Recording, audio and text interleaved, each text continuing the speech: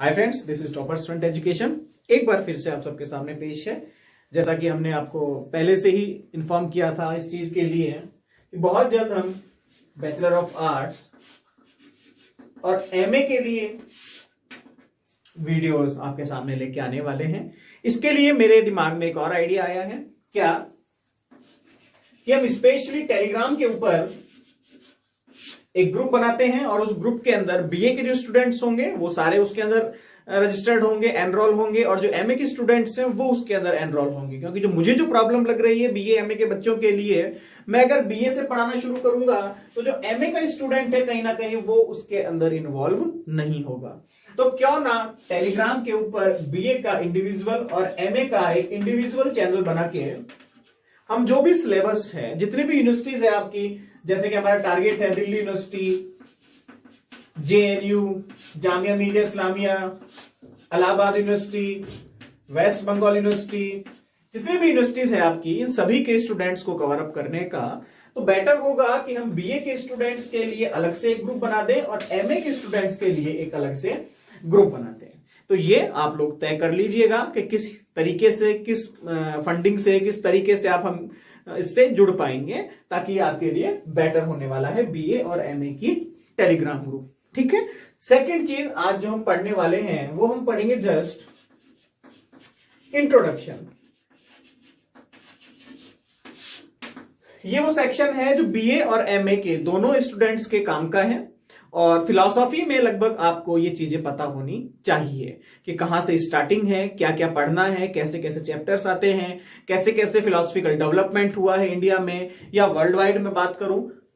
ये basic knowledge आपके पास कहीं ना कहीं होनी चाहिए। तो आज हम शुरुआत कर रहे हैं क्या, इंट्रोडक्शन ऑफ फिलॉसफी।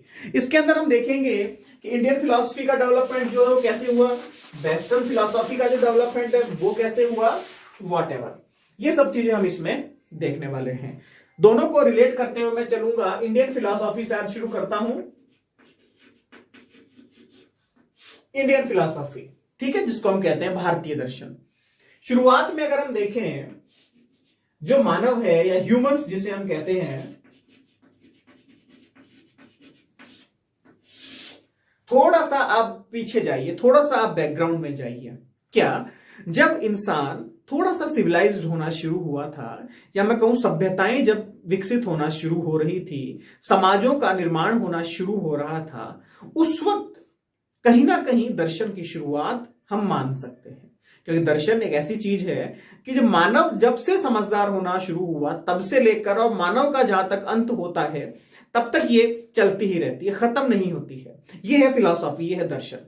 ठीक है। तो जब सिविलाइज्ड होना शुरू हुआ तो आपने देखा होगा कि हमारे आसपास प्रकृति, नेचर, पेड़ पौधे, पानी के झरने, आकाश से बारिश का गिरना, आकाशीय बिजलियों का गिरना, आंधी तूफान, ये सारे इंसिडेंट्स आप लोग अपने आसपास देख रहे थे।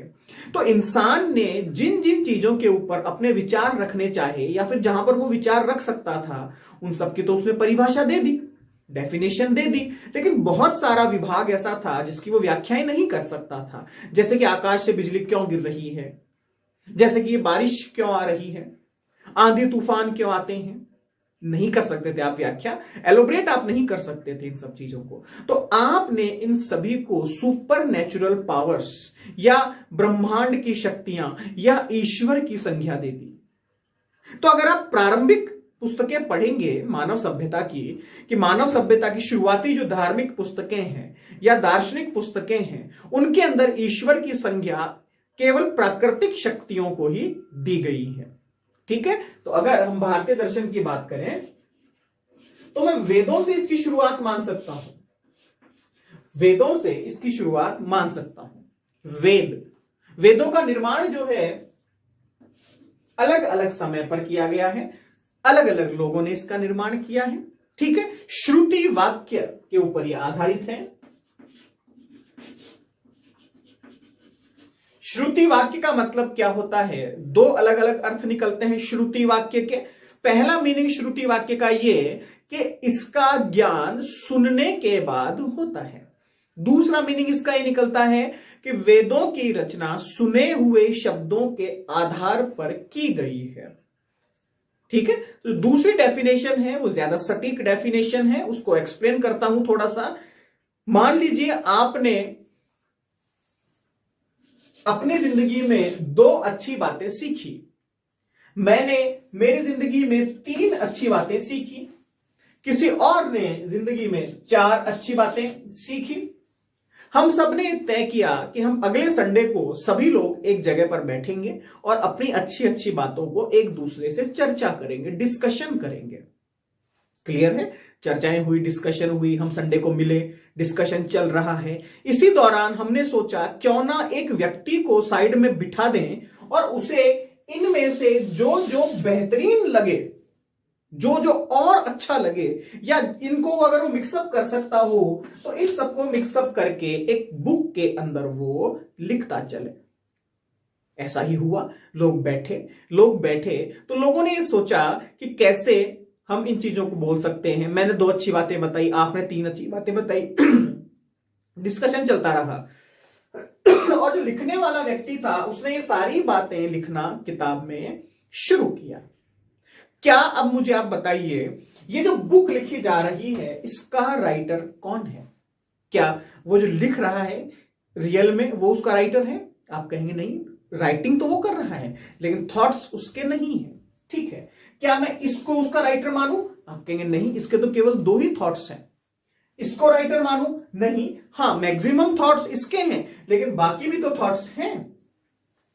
इट मीन्स वेदों की जो रचनाओं का जो काल है, वेदों की रचनाओं का जो प्रक्रम है, उसका जो मेथड है, जो उसकी मेथोडोलॉजी है, आइडियोलॉजी है, बेसिकली वो फंडा ये है कि जब अलग अलग ज्ञानी व्यक्तियों ने एक मंच के ऊपर बैठ के अपने विचारों का आदान प्रदान किया तो उसके बाद जो एक यूनिक, परफेक्ट, बेस्ट, बैलेंस्ड एक बुक का निर्माण किया गया, उन्हें हमने कहा है वेद। ठीक है, ये हो गया वेद का सेक्शन। अलग अलग व्याख्याएं हैं इसकी भी। कुछ लोग वेदों को जो है ईश्वरकृत मानते हैं कि ईश्वर ने इनकी रचना की है, लेकिन चूंकि आप एक फिलोसोफर हैं, थोड़ा सा दिमाग को इस प्रकार का बनाइए कि आप फिलोसोफर बन सके। ईश्वर किसी भी पुस्तक का निर्माण नहीं करता है, यह आप ध्यान रखिएगा। ईश्वर पुस्तक का निर्माण नहीं करता है। अगर मैं कहूं कि बाइबल का निर्माण ईश्वर ने किया है या फिर किसी भी धार्मिक पुस्तक का निर्माण, गीता का निर्माण ईश्वर ने किया है, ईश्वर क्यों करेगा? मानव सभ्यता के दौरान मानव को समाज में किस प्रकार रहना है, उन सभी चीजों की जानकारी इन पुस्तकों में दी गई है, चाहे वो किसी भी धर्म विशेष की पुस्तक हो। तो ये पुस्तकों का निर्माण हां आम आदमियों ने नहीं किया, ये मैं मानता हूं। आपने और मैंने नहीं किया और हम कर भी नहीं सकते, ये मैं मानता हूं। ऐसे व्यक्ति जो कहीं ना कहीं मानवों के, सामान्य मानवों से ऊपर है, जिनके ज्ञान का स्तर हमसे बहुत बड़ा है, जिन्होंने प्रैक्टिकली चीजों को देखा है, जिन्होंने कहीं ना कहीं अपने ज्ञान का स्तर इतना बड़ा बना लिया है कि वो कहीं ना कहीं ईश्वर तुल्य हैं, ईश्वर के समान हैं। और फिर जब वो उन किताबों की रचना कर रहे हैं तो हमने एक संज्ञा दी उन्हें कि इन पुस्तकों का निर्माण लगता है कि साक्षात ईश्वर ने किया है, जबकि निर्माण किया किसने? व्यक्ति विशेष ने किया है। ठीक है, तो ये वेद वो भाग है जो हमारी सनातन संस्कृति, भारतीय संस्कृति को रिप्रेजेंट करते हैं, प्रस्तुत करते हैं। हिंदू शब्द बाद में आता है, सनातन संस्कृति सबसे पहले आती है, भारतीय संस्कृति उसके बाद आती है, फिर आपका आता है हिंदू संस्कृति। तो सनातन और भारतीय संस्कृति को रिप्रेजेंट करने का, प्रस्तुत करने का जो काम है वो वेदों के पास है। वो उसको वहां पर रिप्रेजेंट करते हैं, वो बताते हैं कि संस्कृति कैसी होनी चाहिए। इसी के अंदर एक सेकंड सबसे इंपॉर्टेंट चीज जो आती है वो आती है धर्म। ये धर्म क्या है?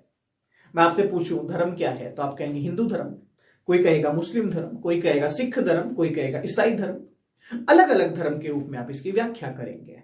लेकिन वेदों के अंदर या हमारी धार्मिक पुस्तकों के अंदर इस धर्म की व्याख्या क्या है? ये व्याख्या ऐसी नहीं है जैसी हम पढ़ते हैं। यहां पर धर्म की व्याख्या थोड़ी सी अलग है। जो धारणशील हो वो धर्म है, जो गिरते को सहारा दे वो धर्म है, जो मजबूर को कंधा दे वो धर्म है, जो लगे कि मेरा रिलेटिव मुसीबत में है और उसकी मदद करे वो उसका धर्म है। मीन्स मानव धर्म सर्वोपरि, मानव धर्म सबसे बड़ा है, किसी की मदद करना सबसे बड़ा धर्म है। और ये केवल, आप मजेदारी वाली बात देखिए, ये केवल वेदों में या उपनिषद में लिखी हुई बातें नहीं है, कुरान के अंदर भी ऐसा ही लिखा है, बाइबल में भी ऐसा ही लिखा है। ठीक है, आप अगर देखें ज़रथुस्त्र में भी यही लिखा है, जो भी बुक है आपके, तालमुद को अगर आप देखें वहां पर भी यही लिखा है। हर धर्म की हर बड़ी पुस्तक में ऐसी ही बातें लिखी गई है कि धर्म का मतलब ये संप्रदाय विशेष नहीं है। धर्म का मतलब है जो गिरते को सहारा दे, उसे धर्म कहा गया है। तो ये हमारी सनातन संस्कृति का निर्माण यहां से शुरू होता है। यहां कोई धर्म के विशेष में से आप मत पढ़िएगा कि सनातन का मतलब हिंदू, नहीं, गलती करते हैं अगर आप सनातन को हिंदू मानते हैं। तो सनातन क्या है? ये मान लीजिए मैंने आपके सामने एक खेत बनाया, एक मैदान मैंने आपके सामने बनाया, इस मैदान के ऊपर मैंने अलग अलग पौधे उगा दिए।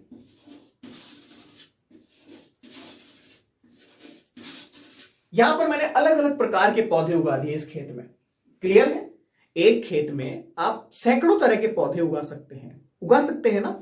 ठीक है, क्या वो सारे पौधे एक जैसे हुए जरूरी है? आप कहेंगे नहीं। और आप ये भी कह सकते हैं सर ये भी जरूरी नहीं है कि सारे पौधे एक जैसे ना हो। ठीक है, इन सभी में कॉमन क्या है? ये खेत, ये मिट्टी जो है इन सभी में कॉमन है। और ये पेड़ मिट्टी नहीं है, ये मिट्टी इसकी भी उतनी ही है जितनी इसकी है, जितनी इसकी है और जितनी इसकी है। ये मिट्टी किसी स्पेशल, किसी एक की नहीं है, मिट्टी सभी की है।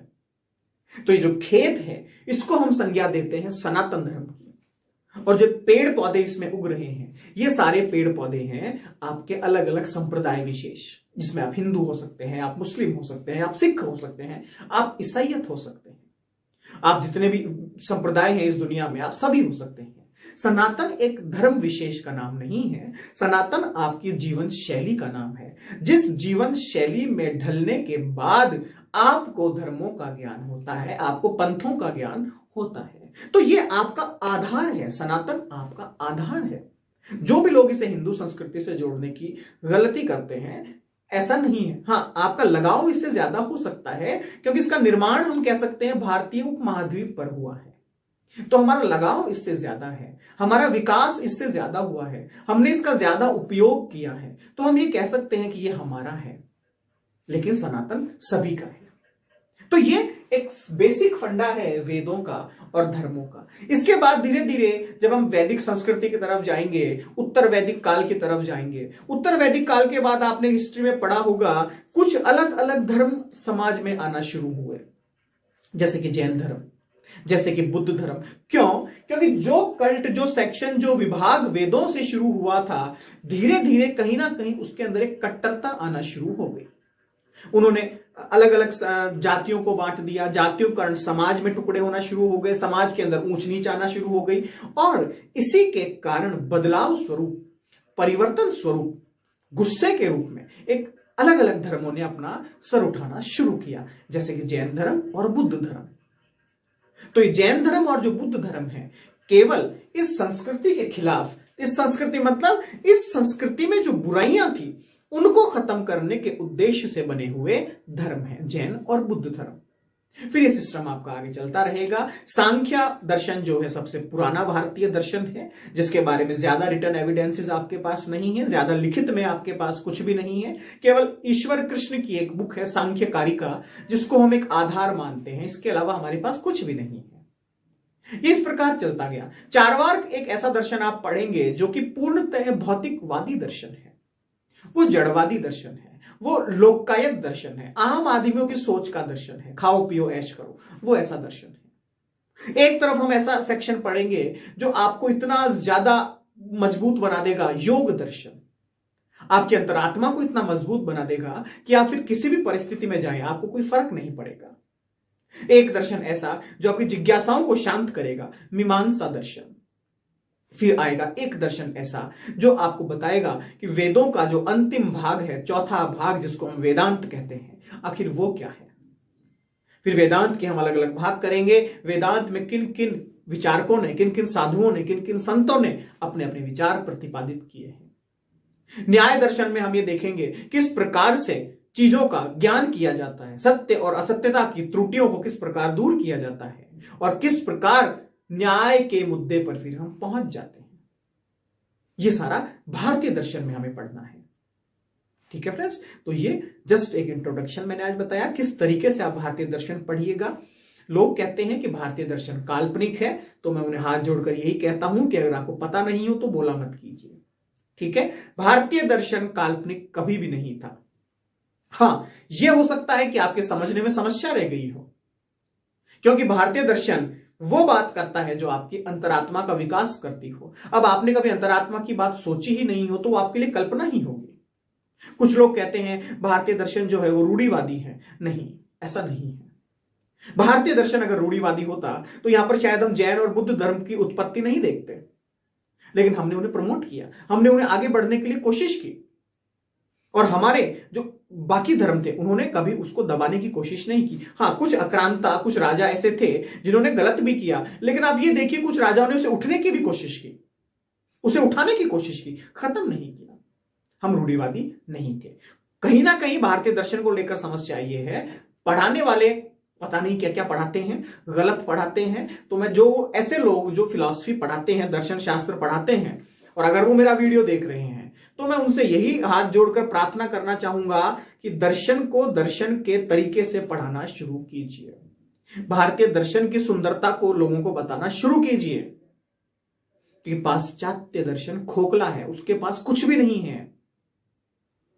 लेकिन भारतीय दर्शन पूरा का पूरा ठोस दर्शन है। यहां बहुत कुछ सीखने वाला है। इतनी गहराई है भारतीय दर्शन में, लोगों की पूरी उम्र कट गई लेकिन वो गहराई नहीं नाप सके। पाश्चात्य दर्शन में आप क्या गहराई देखते हो? एक दार्शनिक की एक थ्योरी, बात खत्म। लेकिन हमारी थ्योरी आप देखिए, हमने इस जीवन से लेकर और उस परमात्मा तक को कैसे जोड़ेंगे, यहां तक हमने काम किया हुआ है। जब विज्ञान आपके पास नहीं था उस वक्त भी हमारे पास एस्ट्रोलॉजी हुआ करती थी, हमारे पास ज्यामिति हुआ करती थी। ये सब दर्शन के ही अंग हैं। हमारे पास ज्ञान के बहुआयामी स्रोत हुआ करते थे। हालांकि विदेशियों ने जब हमला किया तब हमें कहीं ना कहीं उन्होंने चौपट कर दिया, हमारी विशेषताओं को खत्म कर दिया। तो अब हम आजाद हैं। अब वो शिक्षक अपनी जिम्मेदारी समझे कि दर्शन क्या था, हमारा समाज वास्तव में क्या था। ठीक है, तो ये आपकी जिम्मेदारी है। तो फ्रेंड्स, आप देख लीजिएगा, अगर बीए और एमए के आप अलग अलग टेलीग्राम ग्रुप बना लेते हैं तो आपको पढ़ने में और मुझे पढ़ाने में कोई समस्या नहीं होगी। अगला जो वीडियो मैं आपको दूंगा, अगर कल का वक्त आपको मैंने दे दिया, गुरुवार को आप तय कर लीजिए किस प्रकार आप टेलीग्राम ग्रुप बनाएंगे। यूनिवर्सिटी में जो बच्चे हैं वो अपने स्तर पर ग्रुप बना लीजिए, 50, 100, 200 जो बच्चे बैठते हैं, आपकी कोई समस्या नहीं है। अगर आप बाहर हैं, आपके जो भी 5, 10, 15 दोस्त होते हैं उनके हिसाब से आप ग्रुप बना लीजिए, ताकि हम सिलेबस वाइज उसमें वीडियोस डालते रहेंगे। तो कल आप तय कर लीजिए किस प्रकार से आप करेंगे। शुक्रवार को अगला वीडियो आपको मिल जाएगा। अगर आपने चैनल्स अलग अलग बना लिए, टेलीग्राम पे अलग अलग ग्रुप बना लिए, टेलीग्राम पे मत बनाइए, आप व्हाट्सएप पे बना लीजिए। व्हाट्सएप पे अगर आपने ग्रुप बना लिए तो मैं आपको वो वीडियो फिर उसी ग्रुप में भेज दिया करूंगा डायरेक्ट, ताकि आपको फायदा हो जाएगा। तो फ्रेंड्स, पढ़िए, अच्छा विषय है, फ्यूचर बहुत अच्छा है। हम लोग लगे हुए हैं स्कूलों के अंदर इस विषय को फिर से शुरू करवाने में, ताकि जो बच्चे बीए एमए कर रहे हैं उनका फ्यूचर और अच्छा हम कर सकें। तो शुक्रवार को मैं मिलूंगा आपसे, तब तक के लिए बाय बाय, टेक केयर।